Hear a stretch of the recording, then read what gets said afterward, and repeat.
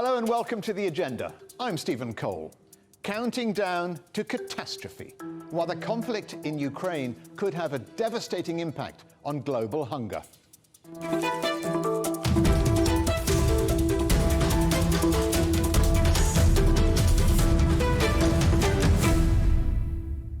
The United Nations has warned that the conflict in Ukraine could lead to what it calls a hurricane of hunger and a meltdown of the global food system. And that's because combined, Ukraine and Russia account for almost 30% of global wheat exports, 20% of corn exports, and more than 80% of sunflower oil exports.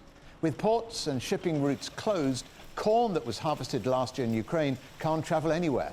And there's genuine concern that when this year's crop is ready in July, there won't be enough labor or fuel to run the combine harvesters. Here's how one Ukrainian farmer put it. We don't stop, because I think that after the battlefront is the sowing campaign, which is the second front, the front for food security. I think we'll win it. Joining me now from Rome is Monika Tothova, economist at the UN's Food and Agriculture Organization. Monika, how concerned is the FAO about the situation in Ukraine? Yes, FAO is very concerned about the situation in Ukraine, as we are very concerned about the situation in every country, particularly those affected by conflict and other crises. But in particular in Ukraine, we have a very specific situation. Agriculture is very important for the country's economy. We have 7 million IDPs, we have close to 5 million refugees in the neighboring countries, but at the same time, Ukraine is a very important world food producer, right? We are in an environment that the food prices were on a high before the conflict started, before the outbreak of the war in February 2022, and the country produces a significant amount of food. Governments have to protect and look after their own populations, but is there a risk that some governments will shield their grain supplies? They won't export them because they're worried about their own populations? Well, we have already seen that, right? But generally, the general prescription is to keep the trade open, both trade in grain, in wheat in particular, and in the fertilizer. Now, if a country might be tempted to introduce such a policy that we are going to restrict the exports of wheat because we are worried about the impacts on the domestic markets, and we are worried that there might not be sufficient supplies on the domestic markets. What this generally leads to is that farmers observe the high prices on the international markets, and they would like to make those high prices. So you have discontent among the farmers who want to export, rather than selling at the domestic government, and earn the foreign exchange, which then the country could use to import some other goods. It's not only the bread, right, that is part of the human diet. And how long do you estimate the world can survive without getting the normal supplies from Ukraine and Russia? We will have to see how long how long the conflict is going to continue, and how long what will be the impact on the logistical infrastructure in Ukraine, whether it will be able to restart exports and supply those to the world. If this is not the case, then countries indeed will have to just look for alternative origins and be ready to pay higher costs. Now, for the current, we are now at the end of the marketing year, right? Currently, the wheat that is being traded is the wheat that was harvested almost a year ago, in June, July 2021. Soon the new harvest is going to come in the Northern Hemisphere, right? So we'll have to see exactly how this is going to work out and where countries can get sufficient supplies. I wonder if all of this, COVID and the conflict in Ukraine, has refocused the minds of government about the importance of food security. Do you see governments, and certainly yourselves, taking it more seriously? The United Nations was always concerned about the impact on food security in the countries affected by crises. right? And by high level of food insecurity. And I think that the current discussion in terms of which involves two very big players on the international markets is bringing the discussion on food security also closer to home in other countries, perhaps that were not directly affected by alarming food insecurity levels, but they are now concerned about the impact of these high food and energy prices on domestic inflation. Monika Tothova, many thanks to you for joining us here on The Agenda. Ukraine has often been referred to as the breadbasket of Europe. So what will the impact really be on the rest of the continent if that basket is empty? Joining me now from Brussels is Pekka Pärssinen, the Secretary-General of COPA, which represents European farmers, and COGECA, which represents European agri-cooperatives. First of all, Pekka, to what extent would you say Europeans are reliant on Ukrainian agriculture? Ukraine is one of our closest neighbors and also very close in our trading patterns. We spend something like 10 to 11 million tons of Ukrainian maize in European agriculture, mainly feeding animals, but also processing into other commodities and other products. We also trade with Ukraine. They buy our goods. And we actually are hoping that these trade relations would develop favorably to both directions.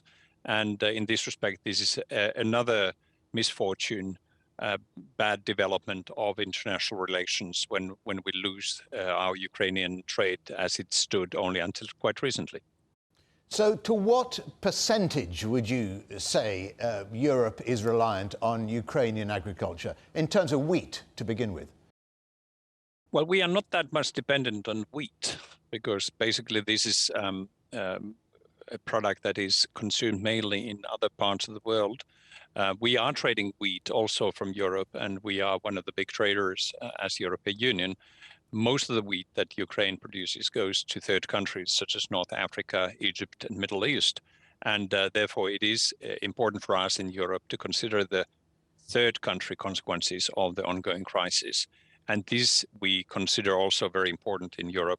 We need to carry our weight so that we would not be endangering the supplies that are going to be diminishing of obvious reasons from Ukraine. And therefore, European Union must put up an act to make sure that we have stable supplies of food, agricultural commodities to the market. Are you concerned that Ukraine may not be able to plant crops, certainly in time for this year's harvest?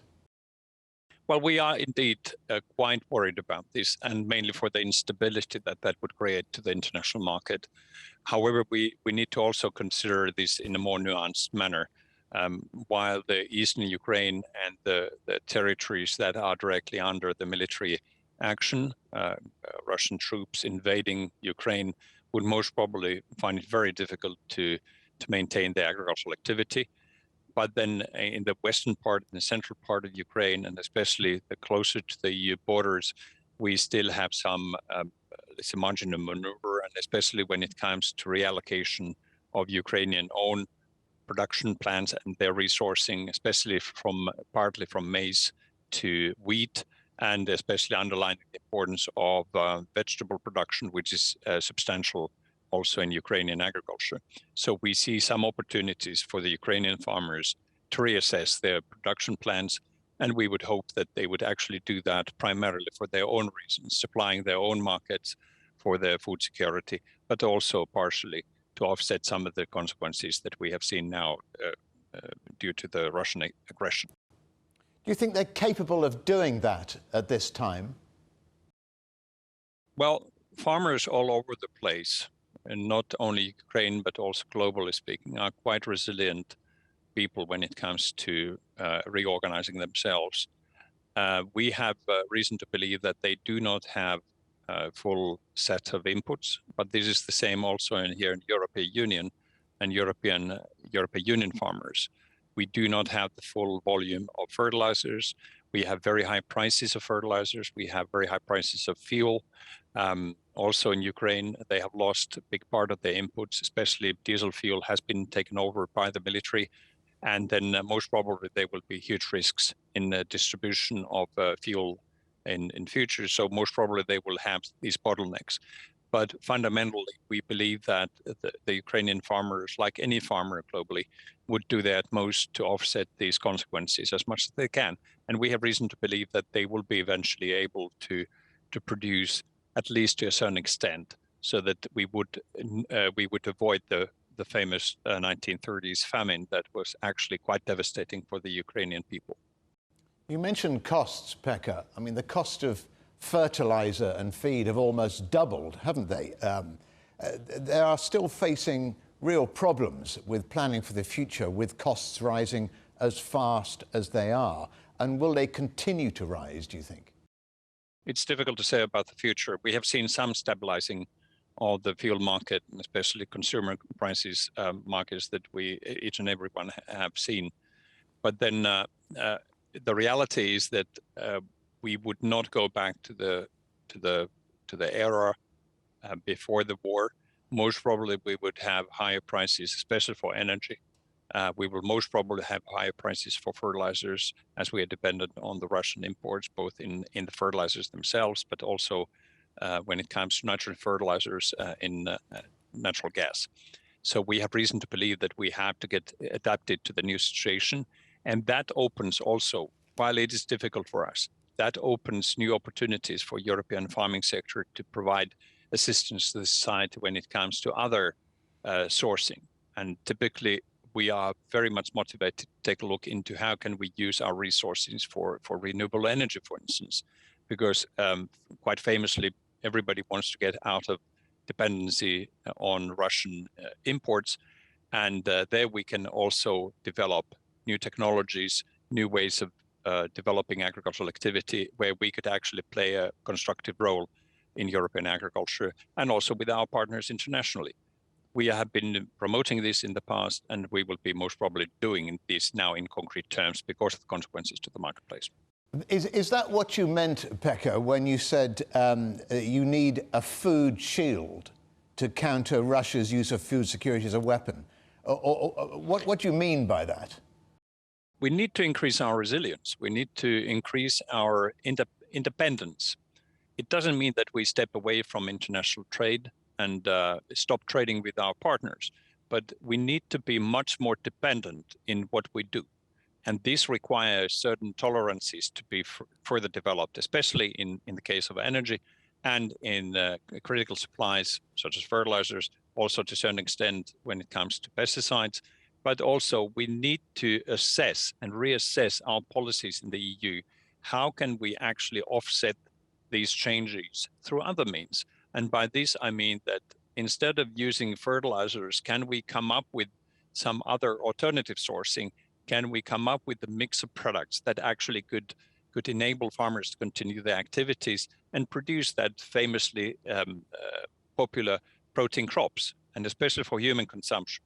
But it's more to do with how the market reality and how the consumer market would act in relation of these changes.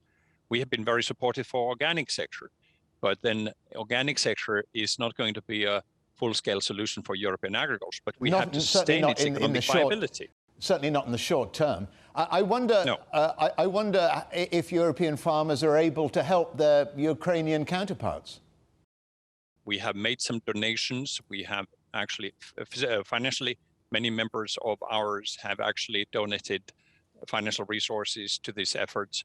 We have received also a substantial list of products or inputs that our colleagues are interested in having to sustain their agricultural activity.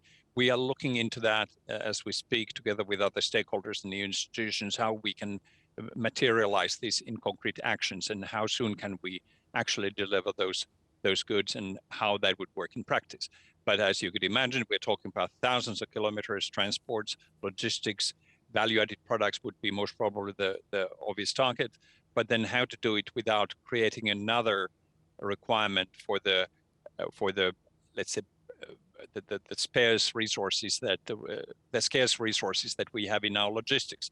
Can we only let's say send a truck truck full of goods to the Polish border and trust that someone will take it over.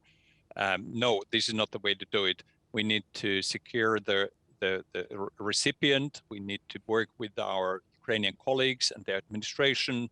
We need to secure the logistical channels that we work with. We need to coordinate this with our European stakeholder colleagues, and we need to coordinate this specifically with European Union institutions, especially the Commission. So the work is ongoing, and to a big part of that would be very concrete. As we all know, food and agriculture supply chains have been severely impacted because of COVID. Did the lesson you learned from COVID, or the lessons you're learning from COVID, help you cope with this latest emergency? Or are you talking about a giant reset for the farming communities across Europe?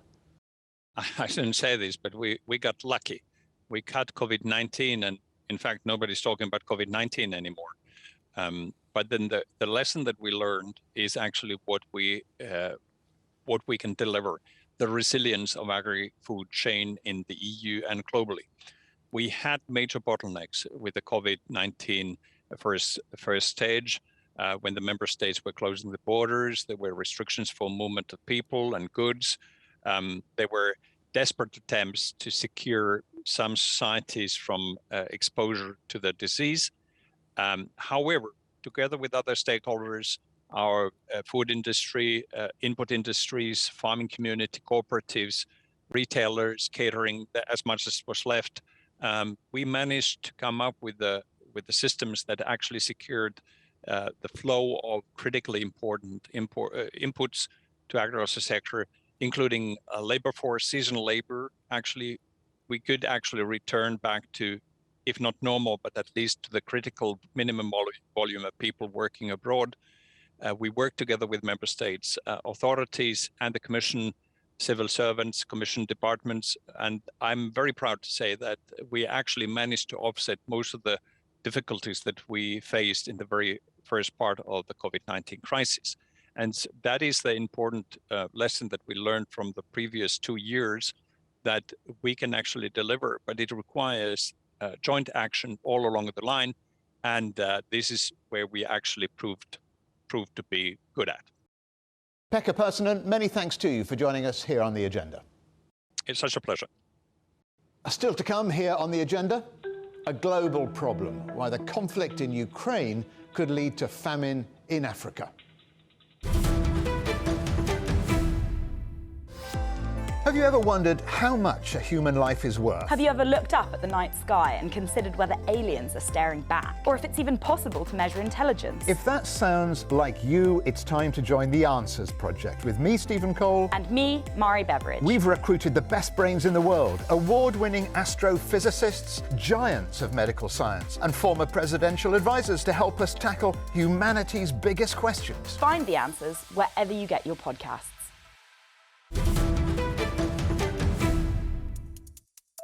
Welcome back to The Agenda.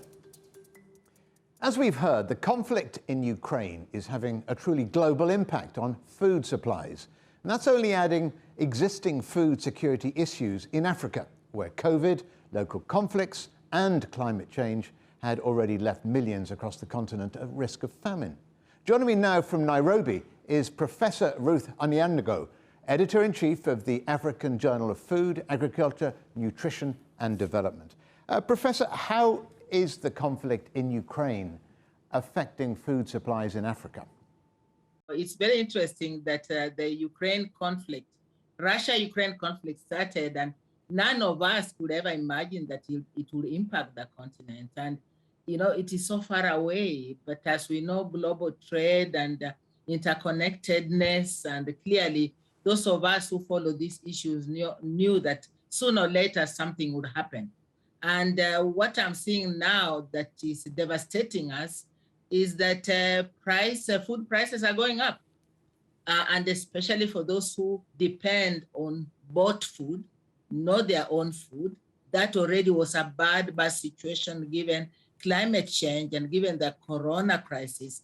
And so we are seeing that oils, for example, are going up in price. bread, wheat products are going up in price. And many consumers are asking, what does that war have to do with us? Don't we produce wheat in Kenya, for example? And then you begin to realize that we import a lot of wheat and we import a lot of vegetable oil, which we use to blend into other foods, which we use as lubricants, which we use in cosmetics, and which we use in many, many essential products. And that's how now that conflict, as it goes on, people are not producing, trade has been affected, the embargo is on, and so clearly things are likely to get worse for us here, especially in the Horn of Africa. Ruth, if the price of the basics, the staples are going up, and you mentioned oil, you mentioned bread, what impact is that having on people? Huge impact, Stephen. We've always known that way before Corona, we knew that climate change was there, a drought would come at certain times, but now it's even worse. Farmers don't know when to plant, and what they plant is what they feed into the cities as well. So it's like everybody's actually affected. Now we then came Corona, and then we are beginning to try and recover economically from the Corona effects. And that has bringing businesses up, getting our tourism, especially in Kenya and in the Horn of Africa, going. And that is not possible anymore because now we have a war. And so it's really having impact on everybody. A small hand to mouth, earners are having a hard time. But it also means those who earn anything at all, the African way of sharing what we have. It means that even all of us are affected because we have to share. We cannot allow anyone to starve. We have relatives who have no income, and this is both in the rural areas, in the cities as well. So, it's really, the poverty level is really gone up. People don't have jobs, and people are really, really struggling. And you can even find people telling you, just send me some food, some money for just food. I can't feed my family. And so, government can try to do what it can. The donor community, a lot of it now with its focus on the Russia-Ukraine issue. And it means that for Africa, we really have to look internally and to see how we can help each other. Are some parts of the continent worse affected than others? Clearly there would be, Stephen. There would be, because the Horn of Africa is always a trouble spot when it comes to food security, hunger and malnutrition. And just given, some of the data that is coming out from some of the international NGOs is that where we have drought, animals are dying, already. Already those are fragile areas. And if they are fragile, it means that what is happening elsewhere, people not having enough to share, is actually affecting them. So the Horn of Africa is usually a very difficult area. But then we also have some parts of Africa who depend a lot on wheat. We may not eat as much bread in Kenya as other areas, but we do. We depend on it a lot, increasingly now we're having to eat bread just like everyone else does. So we are being affected.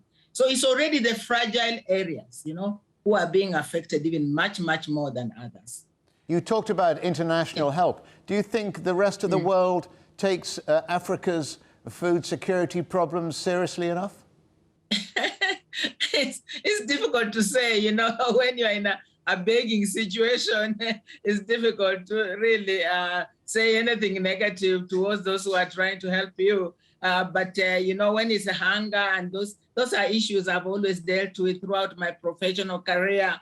When it's hunger, it is hunger. When it's hunger for children, it is hunger. You see even old people, not being able to eat for a whole week because they are completely hungry. And so when you are in a place where you can eat, you cannot really enjoy that food. You cannot even enjoy your life when you know that your fellow citizens are actually going hungry. The rest of the international community, we continue to appeal, year in, year out.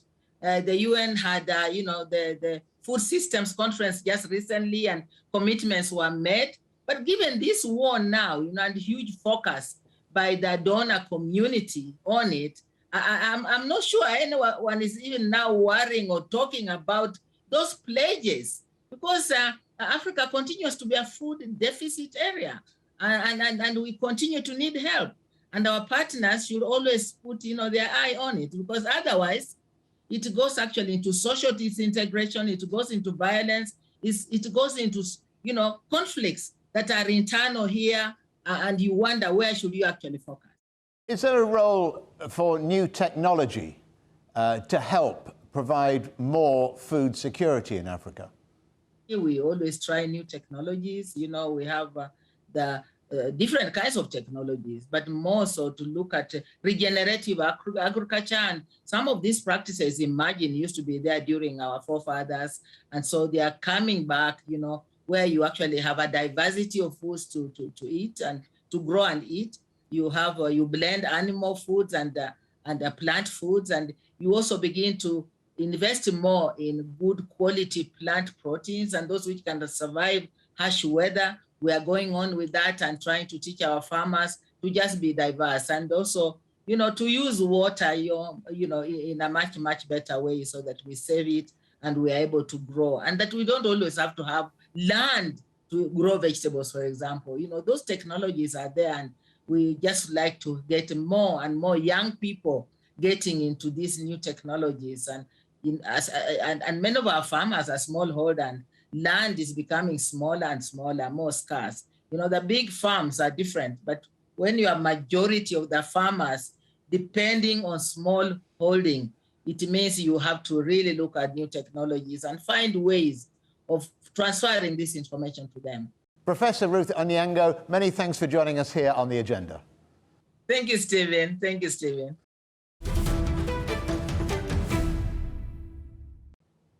The conflict in Ukraine delivered an immediate shock to global energy markets. Now the planet is facing a deeper crisis, a shortage of food. The United Nations has stated the crisis in Ukraine could lead to a hurricane of hunger and a meltdown of the global food system. And that's because a crucial portion of the world's wheat, corn and barley is now trapped in Russia and Ukraine, while an even larger portion of the world's fertilizers is stuck in Russia and Belarus. The result is that global food and fertilizer prices are soaring. Since the Russian military operation began, wheat prices have increased by 21%, barley by 33%, and some fertilizers by 40%. Food may make up a modest share of household budgets in the rich world, but it accounts for more than 20% of consumer spending across most of the emerging world, and about 40% in sub-Saharan Africa. Prices had already risen substantially over the past couple of years, owing to interruptions to production and extreme weather. According to the UN, global food prices in real terms approached an all-time high in February. They'll have only gone up further since. And those price increases are having a major impact in Europe and beyond. For example, the World Food Programme, which sources a full 50% of its wheat from Ukraine, says its monthly costs have risen to $71 million a month, which means they'll be able to afford to reach 4 million fewer people than before the conflict began. In Africa, where COVID, climate change and regional conflict meant millions were already living in food poverty, that will be felt particularly harshly. Although, as Ruth Onyango told me, Africans are resilient and farmers are trying new techniques to overcome food supply problems. It's the same story in Europe, but according to Pekka Perssonen, farmers have learned important lessons from the COVID fallout. In short, Europe in future simply has to be more self-sufficient in terms of food, fertilizer and animal feeds. Don't forget you can watch everything from past Agenda episodes and find additional exclusive content on our website, cgtn.com/Europe, or on our YouTube channel. And of course, you can follow us on Twitter, Facebook, Instagram, @CGTN Europe. Coming up on a future Agenda, hunting the unicorn, where to look to invest in a billion-dollar startup. But for now, from me, Stephen Cole, and all the Agenda team here in London, it's goodbye.